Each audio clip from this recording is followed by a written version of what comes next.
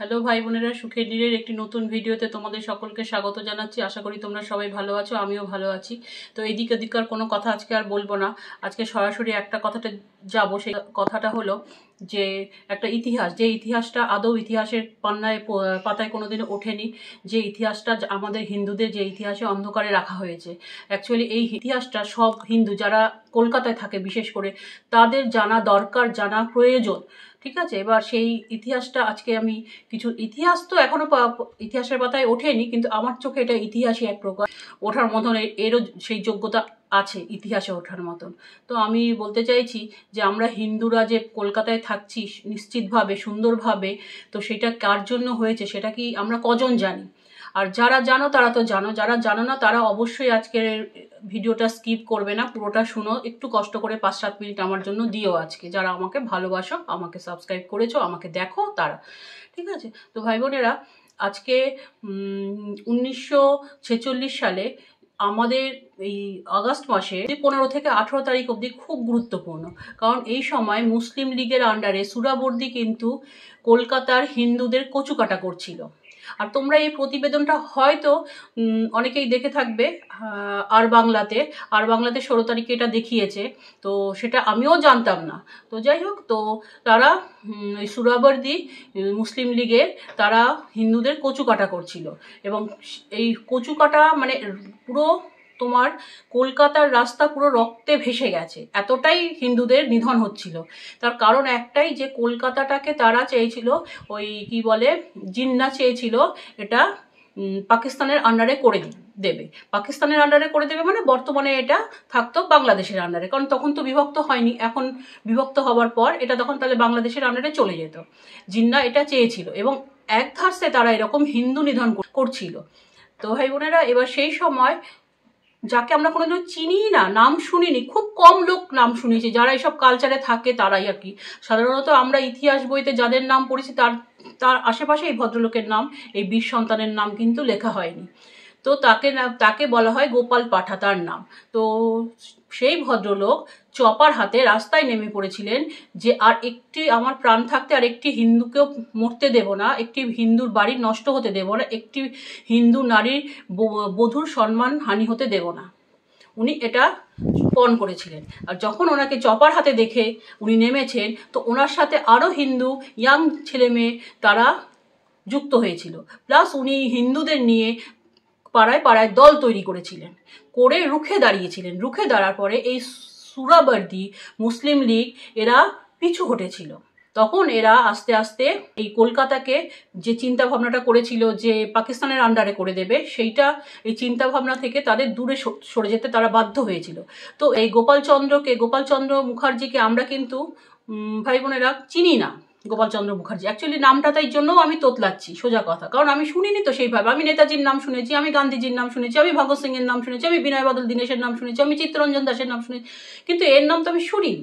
তাহলে এর কাছে এই নামটা নিতে গিয়ে সত্যি তো আমি তোতলাচ্ছি, কারণ আমি গোপাল পাঠা সেদিন টিভিতে শুনেছি। তো আমি ওর বাবাকে জিজ্ঞেস করলাম কি এই গোপাল পাঠা যে বিরোধী দলনেতা মূর্তি উন্মোচন করছে, তো ওর বাবা বললো আমিও তো বলতে পারবো না রিঙ্কু। তারপরে আমরা প্রতিবেদন দেখলাম আর বাংলাতে, দেখে ভদ্রলোক এই বীর সন্তানকে চিনলাম, যার জন্য আমরা হিন্দুরা কলকাতায় শান্তিতে এখনো আছি।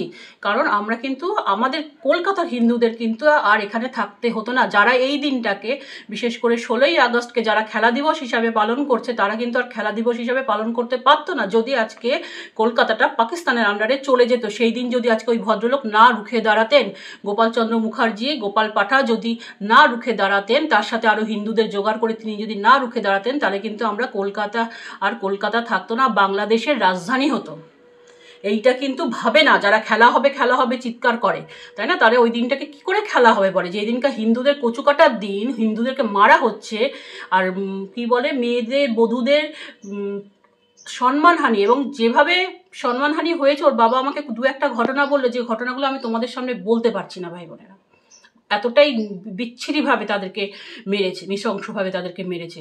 আমি ওর বাবাকে বললাম এইরকম হয়, মানে এইরকম, তাহলে এই মুসলিম লীগ হিন্দুদের উপর কতটা অত্যাচার করে অ্যাট দ্যাট সময়। তো আমরা এগুলো এখন আমাদের হিন্দুরা যারা আমরা কলকাতায় আছি তাদেরকে ভাবতে হবে। এই যে খেলা দিবসে সবাই নেচেছে না, তারাও একটু ভাবো, তারাও একটু ভাবো। এটা অ্যাকচুয়ালি কী বলতো ভাই বোনেরা, 16ই আগস্ট 1946 খ্রিস্টাব্দে যে 16ই আগস্ট, সেইটা আমাদের চোখে, আমার পরিবারের চোখে এটা হচ্ছে কলকাতার হিন্দুদের স্বাধীনতার দিবস আমরা মনে করি।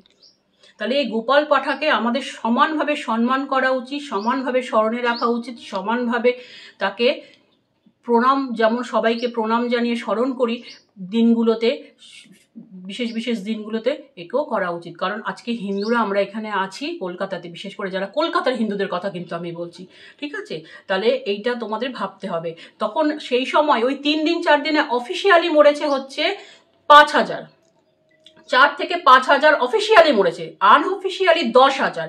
এবার 10,000 পরিবার না 10,000 মানুষ মানে হিন্দু, সেটা আমি ঠিক বলতে পারবো না। তা 10,000 পরিবার হলে তার সাথে আরো 3-4 জন যোগ করে দাও, তাহলে কত হয় বোঝো। আর শুধু 10,000 হলে সেটা কম কি 3-4 দিনে 10,000 হিন্দু নিধন, সেটা কম? কোন দিক দিয়ে কম? তাহলে এই ইতিহাসটা থেকে আমাদেরকে অন্ধকারে রেখেছিল, সবাই রেখেছিল। এই সরকার রেখেছিল, তার আগের সরকার রেখেছিল, বর্তমান সরকার এবং তার আগের সরকার। তাহলে এটা কেন হিন্দুদের এটা জানার অধিকার আছে? যে হিন্দু জানতে চায় না, কিন্তু অ্যাজ এ হিন্দু আমি তো এটা জানতে চাই, আমার তো এটা জানার অধিকার আছে, তাই না? গণতন্ত্রে কে কি জানবে, কে কি করবে, সেটা তাদের অধিকার আছে। আজকে তাহলে হিন্দুদের এবার ভাবতে হবে। তাহলে এই মুসলিম লীগ যদি আজকে আমাদেরকে ওই পাকিস্তান, যদি এই ভদ্রলোক না দাঁড়াতেন, এই বীর সন্তান যদি আমাদের হয়ে চপার হাতে নিয়ে সেদিন না রাস্তায় নামতেন, তাহলে হয়তো আমাদের পূর্বপুরুষদের ধর্মটাও থাকতো না, কিছুই থাকতো না। এই খেলা হবে করে আর চিৎকারও করতে হতো না। ভাই বোনেরা, এইটা কি তোমাদের মনে হয় এটা খেলা হবে দিবস হিসেবে মানানো উচিত? অন্য যে কোনো দিন মানা তাদের মনের মতন অন্য দিন, কিন্তু এইটা যেখানে হিন্দু নিধনের দিন। তো আজকে আমি আর বেশি কিছু বলবো না ভাই বোনেরা। তো তোমরা এই ইতিহাসটা তোমরা পারলে ওই আর বাংলা 16 তারিখের সন্ধ্যার প্রতিবেদনে দেখে নিও খবরটা, ওখানে আরও ডিটেলসে বলা আছে, আরও ডিটেলসে বলা আছে।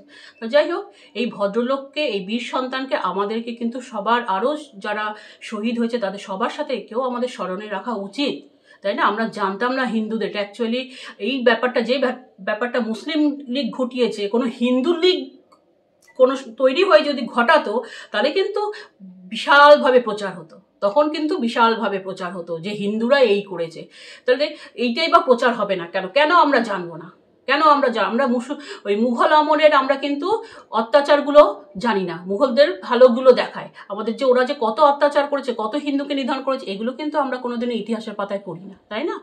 আর দেখতেই পাচ্ছ, তাহলে এরা তো এখন সংখ্যালঘু সম্প্রদায় হয়ে এরা কিরকমভাবে সংখ্যা হয়ে মানে কম আছে, তারপরেও কিরকমভাবে বলছে, এমনি তো তারা বলছে ভাগীরথীতে ভাসিয়ে দেবে।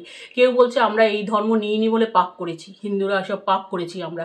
সবাই কি খারাপ? সবাই খারাপ না, কিন্তু খারাপের সংখ্যাটাই বেশি, এবং সেই খারাপটাই তখন দাবিয়ে বসবে, তারাই আমাদের উপর এই হিন্দুদের আর হিন্দু রাখবেও না, তাদের বাড়িঘরও রাখবেন, এইভাবেই কচুকাটা করবে। কারণ তারা তো এখনই বলছে, কই আমরা কি বলি? আমরা তো সংখ্যাগুরু হয়ে আছি, তাহলে আমরা কি বলছি সব বাজে বাজে কথা কেন বলবো?